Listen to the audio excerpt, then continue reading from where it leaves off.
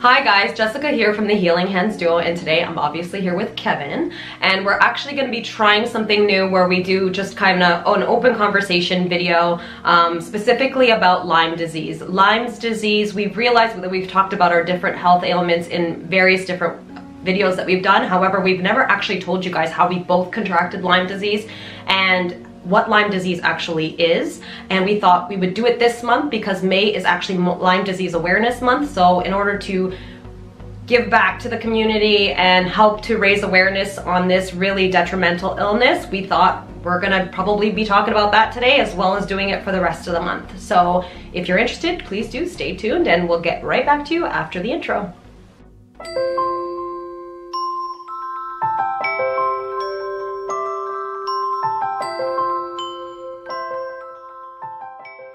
So the first question, and it's not quite a question that we've gotten asked, although I think maybe people have asked us because they weren't really aware of what Lyme disease is, but that is the first question. What is Lyme disease? Most people think it's just an infection. You know, just like if you're sick, you get an infection, then you can go and take some antibiotics and get rid of it, right? It's just people just think it's just a regular infection, right? But it's clearly more than that. It's much more complex than that. Yeah. And, I think what people don't really understand, the misconception about Lyme disease, is first of all, people don't know what it is. It is an actual bacteria that is very parasitic in nature. It is an actual spirochete. So the problem with it is that if you are, if you actually get bitten by a tick, which is another misconception because you can get it various different ways, this bacteria makes its way into your blood, but it tries to find a place where it can harbor. So it doesn't stay there for very long, which is why a lot of doctors don't think that Lyme disease is a chronic illness, because if they can't find it in your blood,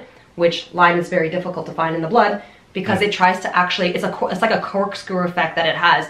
It corkscrews itself either into like brain tissue or liver tissue. In my case, I've had a lot of problems with my back. It moves itself in through your organs and it kind of makes a mess, and the immune system just wants to try and find it and it can't. Right. So your body's just completely like a full-on inflammation all the time because the immune system's trying to find something and kill something that it just can't find. Right. So yeah. And we will talk about that because we have actually that question. I think we have that question as well. So I guess the other thing about Lyme though is that it's called Borrelia burgdorferi. That's the actual medical term for it. It's one species, Borrelia species. There's a number of them, but that seems to be the most common one. One that we're seeing in the Western world anyway. The other thing people don't understand, that you talk about Lyme and us Lymies will say Lyme disease for just like this general umbrella of a bunch of different infections. People don't realize that it's not just Lyme. There's actually like, I think over how many?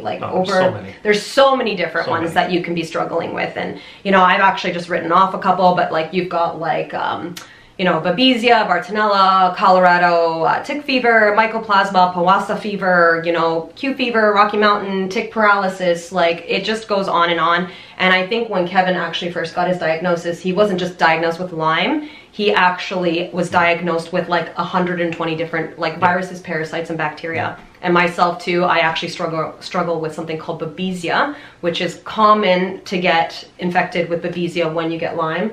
And that is actually a lot like malaria. So that's one thing that I've been struggling quite a bit with actually. The Lyme for me hasn't been a big deal at all. It's been mostly the Babesia. Well, one name I've heard that probably makes more sense here, and just calling it Lyme disease, they call it Lyme complex. Yeah. It's kind of that's what it is. Like, if you look at Lyme as the specific bacteria that Lyme may be, that's probably not probably not the issue that you're dealing with. It's probably part of it, but when you look at these ticks and all these ticks that bite you, they carry so much more than just the Borrelia species. There's so much more involved in that. Yeah. And it's kind of that's why it's so complex, because our modern kind of diagnosis technology can't find it, because you're looking in the blood and it's not something that you can find directly in the blood, because you're looking for a marker on some type of something that's basically invisible in the blood. Yeah, it's not there anymore. It's actually found its way into other organs. The immune response to something maybe you're looking for, and you just can't find it, because like I said, the immune system's trying to find something. It's like seek and destroy, but it can't find what it's trying to destroy. So it's this cycle just keeps going over again. So it's a miserable disease. Absolutely. Really, it is. And it's like a ghost disease in so many ways, right? Because when you get sick initially,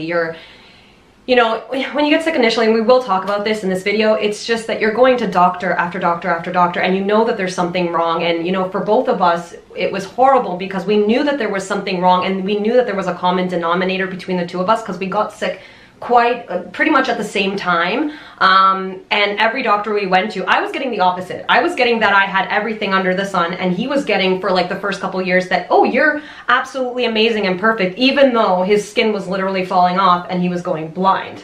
Yeah. Whereas me, they could see my problems in x-rays. So like, for instance, they could see that I had herniated discs. They could see that I was developing osteoporosis. They could see that I had ulcerations in the gut. So yeah, it was just very difficult. It was very difficult for us because we were being thrown in so many different directions, and nobody really knew what was wrong with us for a long time, like 6 to 8 years. It depends on kind of the toxic load you're dealing with too, right? And what kind of bacteria and all these other things that you are dealing with, you know. Yeah. For me personally, it was more Bartonella that seemed to be the most dominant one for me, that tends to kind of surface itself as kind of more neurological type of diseases and things like that, right? Like MS or maybe ALS and things like that. Seems to there's a connection there. Yeah. So, you know, Babesia as well. That's another one for Jesse. Kind of more digestive distress of type of, that's actually more blood related too. Like, I was getting a lot of fevers. I would wake up and I would go to bed at night, and by 3 o'clock in the morning, when my liver was doing its cell turnover, that's usually at 3 o'clock in the morning, you'll know that's when your liver's trying to turn over. I was just so swamped with all these parasites that I would literally wake up drenched, and Kevin would look over at me and I would have the whole entire bed wet. And I would have to get up and take off all of my clothes at least 3 times a night and change my pajamas every night because the sweats were just so unbearable, and then the body aches were just so unbearable, and the chills, and you could never get your temperature regulated properly. So I was like either really freezing or really hot, and it was just horrible. It was absolutely horrible. Babesia as well. I remember when the Lyme doctor diagnosed me, he looked on my back, and I had these little kind of like cherry kind of little hemangiomas that kind of surface themselves on the skin. He looked at me and I had them all over my back, and he's like, yep, that's a common sign for Babesia. So, which is petechia. I wish I could show you guys that. If I don't, I can't. I have them on my chest, and Kevin's got them all over his back. Yeah. But if I can take a picture, I'll take a picture of what they look like on our body, and so then that way you guys can look for them. I mean, I've noticed them on a lot of people, to be honest, people that don't present with any issues either. But we have there could be a reason for that too. Excuse me, I have something in my throat. But I guess we can go on to the next question. I think, the other thing is... One more about Bartonella too. They kind of call that cat scratch fever. That seems to be the kind of common name, and it kind of shows itself as kind of common rashes and different kind of deformations in the skin. And it actually, the reason why it got that name is because they say you can actually contract, it's commonly carried by cats, not even by ticks. So again, that looks like... it's funny because I've actually seen it on other people too. It usually happens along a limb, mostly your legs, where it actually looks like a cat has taken its nails and scratched across you, but it'll just develop out of nowhere, and that's cat scratch fever. Another thing I actually thought we would mention is that, because people will know this a little bit better, but Lyme and syphilis are pretty much in the same category, and they're pretty much cousins, basically. Yeah. Syphilis is also a spirochete. That is a sexually transmitted disease. We will get into Lyme, but Lyme acts a lot like syphilis. So those that struggle with that will have the same issues. However, apparently syphilis, I think there are even better treatments for syphilis just because, of course, it's been documented and they have progressive treatments for that. It's a miserable one too, but that's why. Yeah, it is definitely miserable in chronic state too. Why I like the word Lyme complex, because it just kind of, it's just a kind of like a big pool of different species of bacterial and viruses and parasites and all kinds of stuff that's in there, and they all kind of have their own kind of signature quality to them too, right? So it kind of depends, on which one you're more, you test more dominant towards, right? I mean, like I said, I had pretty much all of them, Babesia, Bartonella, Lyme, the where's my Lyme? Burgdorferi, various viruses. We noticed that we talked about the Powassan virus. Oh yeah, that's a miserable one. Yeah, Powassan is a miserable one. And I've actually had friends that have contacted me because they were traveling to like third world countries or whatever for vacation, and they were like, "Oh, I don't want to go there because apparently the mosquitoes are carrying Powassan." And I'm thinking, well, the ticks carry Powassan, and Kevin has Powassan, and it can be very deadly. People think Lyme disease again, and we will get into this. I've had a lot of people, the misconception with that is like, oh, you know, Lyme is not a big deal. Like you go to the doctor, they give you like 3 to 4 weeks of antibiotics and it's gone. And that's, it couldn't be further from the truth. Honestly, I mean, if you catch it again really early, and maybe I'm getting into kind of overlapping with other questions here, but if you do catch it very early, and I mean like 24 to 48 hours, then you have a good chance at treating it with 3 to 4 weeks of antibiotics. But some people are not that lucky. Most people, it's, you know, you finally get a diagnosis 10 years later, right? That seems to be more common, or several years later. So. Which is what happened to us. I was 8 years later, and Kevin was 6 years after being infected initially. So we will go on to the next question, or else we will be here forever. So the next one is, how is Lyme disease contracted? So I don't know if you want to... Yeah, well, obviously the most common is tick bite. Right, that seems to be the most predominant. Anyway, at least that's how I got bit. Or we at least think that's how he got bit, because we're still 100%. We never did find a tick. For those that might have that question, we never found a tick. He did get a bite. Yeah. Yes, he found a bite. There was a rash on my face actually when I came back from Mexico. There was a rash like underneath my eye. Yeah. So. Yeah, and I didn't know. I wasn't aware of anything. I don't remember getting bit by anything. I just remember, you know, about a week and a half after that, I got really, really sick. So it's just, most people don't know unless you really look and you see some kind of rash there, and it's like, whoa, you know, you can see it. So yeah. And for me personally, I never had the rash, because I never had a rash. I never got bit by anything, or not that I can remember anyway, which is what we'll get into next. However, the other thing that we forgot to cover here is that a lot of the misconception about that, though, is that it's only ticks that can cause this issue, which is not true. It's actually any type of biting, blood-sucking insect. So for instance, they're saying now that they've been able to detect Lyme disease in mosquitoes, fleas, I think sand fleas was another one, and I've actually heard somebody say something about spider bites, but I'm not necessarily sure if that is one that I've seen. I've seen that a couple places, not all over the places. So that is another thing. The other thing is there are a couple of different ways you can actually get Lyme disease, and this wasn't something that we were even aware of until we were both infected with Lyme disease. So the other way is that you can, and I've actually heard about this happening in the States, you can get Lyme disease through a blood transfusion. And the way that I found that out was because I had heard about a hospital that was infecting a bunch of people through an infected blood transfusion or blood transfusion donor. And the reason why I kind of started looking into that was because years ago when I went to go donate blood, I was donating blood years ago, or I tried to. This was way before I had the Lyme disease anyway. They had asked me, you know, have you gotten any types of piercings or any recent infections that you got really sick, or have you traveled anywhere? And that was what made me question that when we did get sick, because we tried to go and give blood to help out a family member that needed blood transfusions, and we realized then that, you know, with Lyme disease, you could actually transfer it that way. So we weren't going to do that, obviously. When I first finally got diagnosed with Lyme disease, this was, you know, just a few years ago now.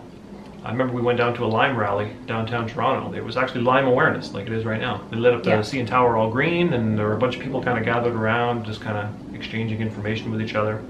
I met a woman there. She had 3 kids, and apparently all 3 of her kids have Lyme disease. Yes. So she seemed to think that she, you know, because she was the first carrier of the Lyme disease, and then she passed it on to all her kids.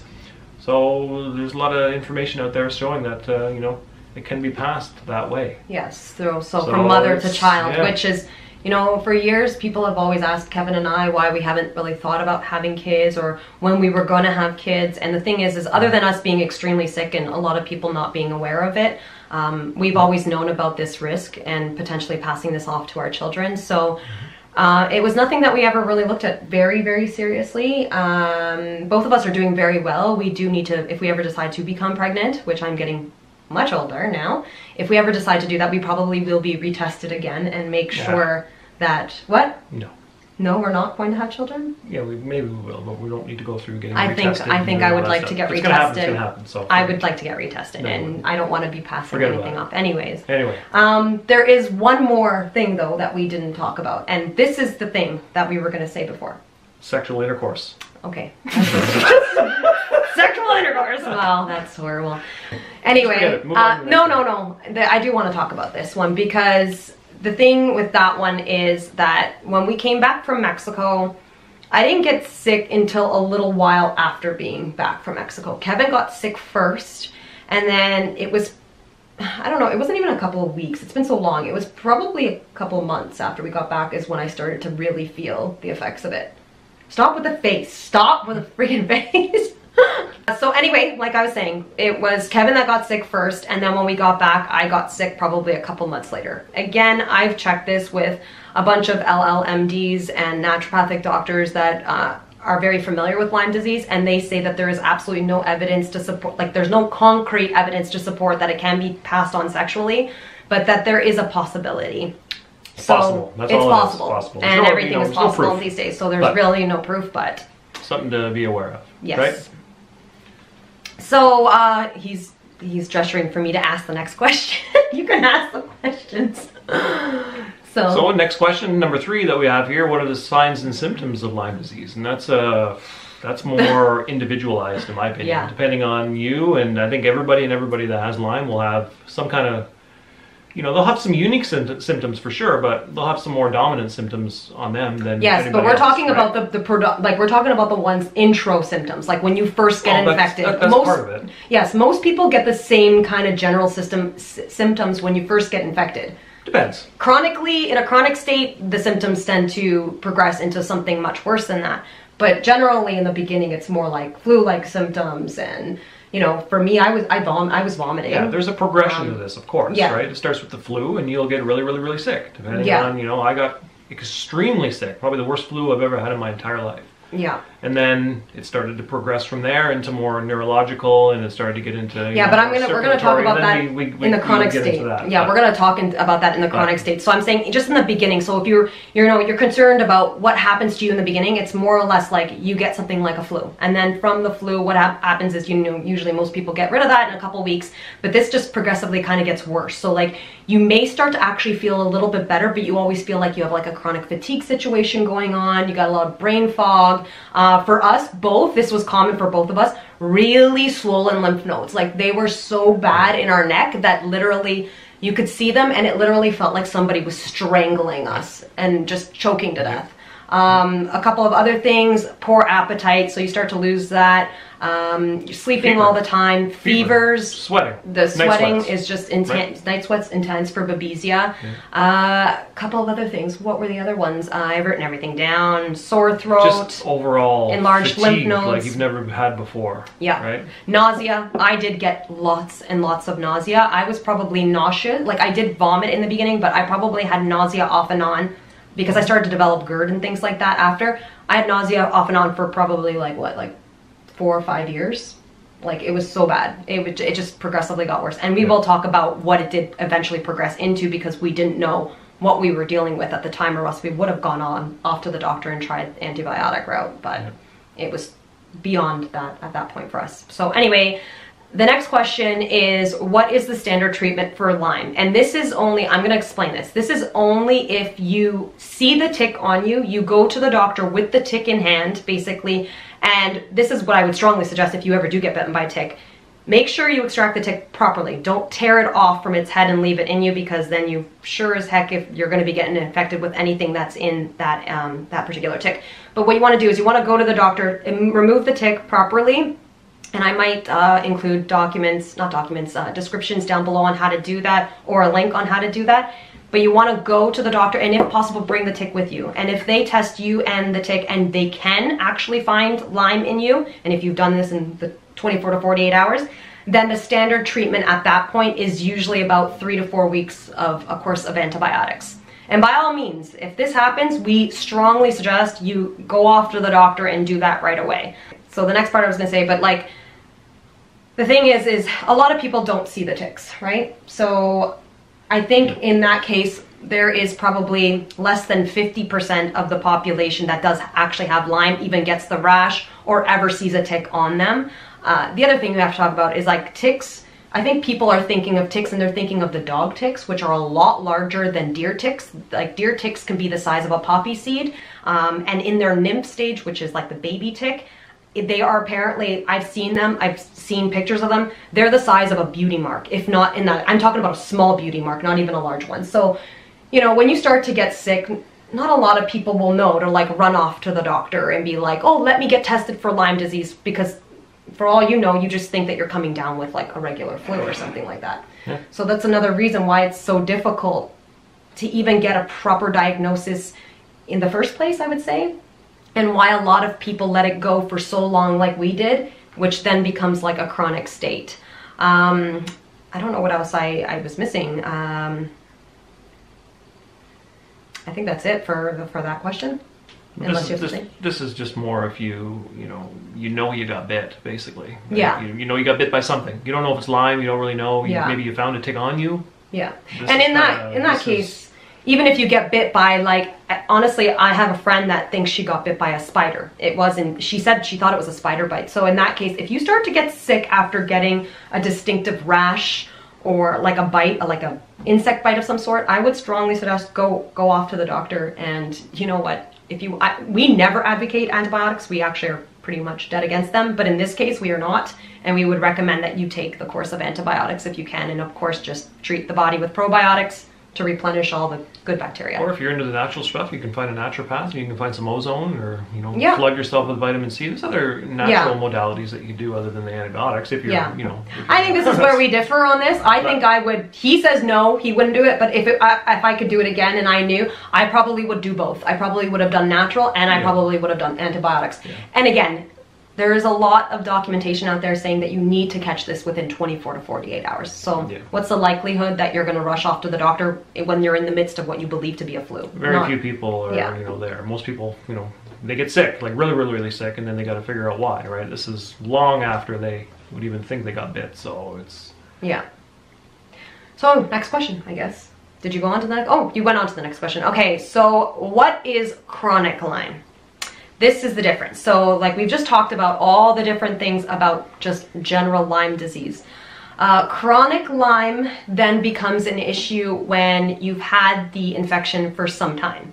And by some time, in my opinion, could be anything after 30 days. So again, some people may still have some beneficial results by doing antibiotic treatments within the first, say, 6 months. But if you're talking about having had this infection for, like our situation, like 6 and 8 years, because they didn't know what was happening, rushing off to do antibiotics is probably not going to do much for you. It may make you feel good in the short term, but I've seen a lot of people relapse after some time, because at this point this has become a systemic problem. And the thing with chronic Lyme, and again, we've talked about this before, the reason why doctors don't acknowledge it is because you cannot find it in a blood test. Especially here in Canada and in the States and regular hospitals, they will not find it in a blood test. You might get lucky. They might find something. You might get like lucky on some type of on some antibody that they're looking for, or something along those lines. Yeah. But in most cases, you need to send your bloods off to a specialized lab that specifically deals with tick-borne illnesses. Yeah. And we will talk about that lab later on. And the reason why chronic Lyme is such a problem is because, as we had mentioned before, is that the spirochete itself burrows its way into different tissue within your body. So that can go anywhere, right? You got all the, Lyme's friends like to hang out together too, right? All the other co-infections with Lyme, they all kind of get together and they kind of form biofilms too, which is another thing. They're kind of like sticky goo that kind of builds up within your tissues, and it's kind of like a little cocoon that they build around themselves to protect themselves from the immune system. These people living in our body. Well, I mean, they're smart little things for sure. So and that's the thing about Lyme, right? Like it's such an intelligent bacteria. That's why I say it's a lot like a parasite, because it almost does treat the person that it infects like a host. So it does live off of you, but it also hides from your immune system. So it does this by, Kevin's already discussed, it makes these biofilms throughout your body, which kind of, they're exactly like that. It's like a film of slime. Sludge. Slime. Yeah, something like that. And it's basically like within this protein, I believe it's made up of a protein it's got a of calcium some sort. kind of shell around it, so it's like... No, that's the cystic stuff. What's that? Cystic stuff is what you're talking about. Biofilms as well. Oh, they're made of okay, so so basically what it does is it protects itself, because then the other thing that Lyme can do, and if it thinks it's being threatened by antibiotics, is it'll go into a cystic state, which is another problem that we've both had. We've both been struggling with cysts over the years. I have fibrocystic breasts, and I've had other weird cysts pop up, and Kevin had cysts in his mouth. So this is another thing that it does. It basically cocoons itself inside of a cyst to protect itself from any threats, threats from the immune system or from antibiotics or anything like that. Yeah. Even yourself, you start to, you know, try and treat this yourself. You start to kind of build up your health and build up your immunity back. You know, you're going to see these things. They kind of start to get threatened. Yeah. Right? Their environment is basically getting threatened. So they're going to go off and kind of form all these little cocoons all over the place to try and protect themselves, right? Of course. Yeah. That's just, you know, that's just natural. Yeah, and the worst thing about it is that it actually does that, forming its own types of barriers against the immune system and against anything that you try to fight it with. And you know, that's something that you need to be doing with Lyme, is that you need to be constantly taking something that that basically digests these biofilms. So then that way, these proteins, you need something to be doing that. You need to be, you know, prepared for, you know, once that little shell kind of gets broken loose, then these guys can go off and, you know, start to create, you know, havoc in the body too. So you need to kind of be prepared. That's why kind of a common treatment is to kind of go in and take some things that break the biofilm away and eat it away, and then all these things come loose, and then you hit it with, you know, this would be a good time to maybe take the antibiotics, or you know, flood yourself with some ozone or anything to come in. Anything that's antibacterial, any antibacterials, antiparasitics, antifungals. They use. You know, like with us for years, what we did was we made sure that we were taking a biofilm buster, and then we would get really sick, which wasn't always the greatest thing. It was not fun doing that. But then we would like start hitting ourselves with antifungals, antiparasitics, all we this even stuff. started doing rife as well. Yeah. You know, kind of crack the biofilm open and go sit in the rife. Like if you ever do a rife treatment, which is more, you know, kind of electromedicine is what he's talking about. But that is very effective too. Yeah, like infrared saunas, electromedicine. Yeah. We did a lot of that. Ozone treatments, vitamin C infusions, mineral infusions, all that stuff. We did all that stuff for many, many, many years.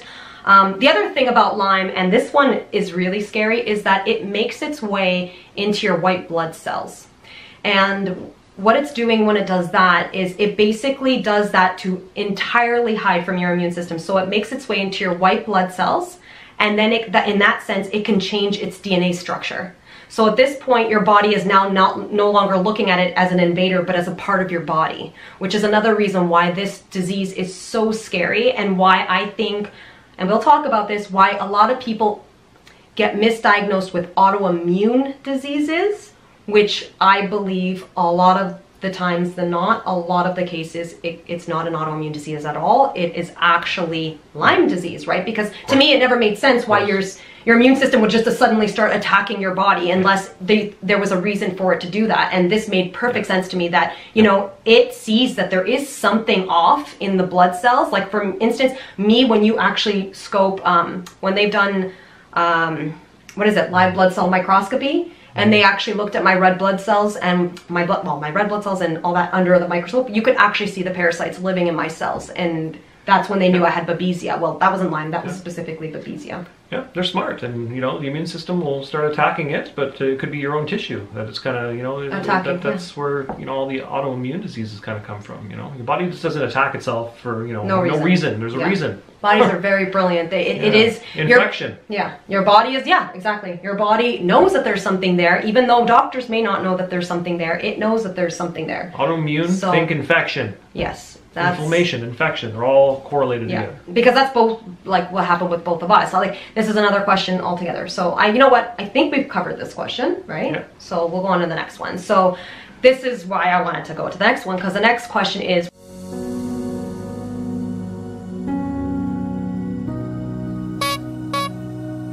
don't you dare drop this wine anywhere. I will kill you. It's really hot in here though. I just need to be more real. Okay, I'll try to be more real. Okay. Ooh, I had more wine. Why are we drinking on a Tuesday? I'm slouching. You can always talk when people are around, so. I'm slouching. I screwed up. Bye!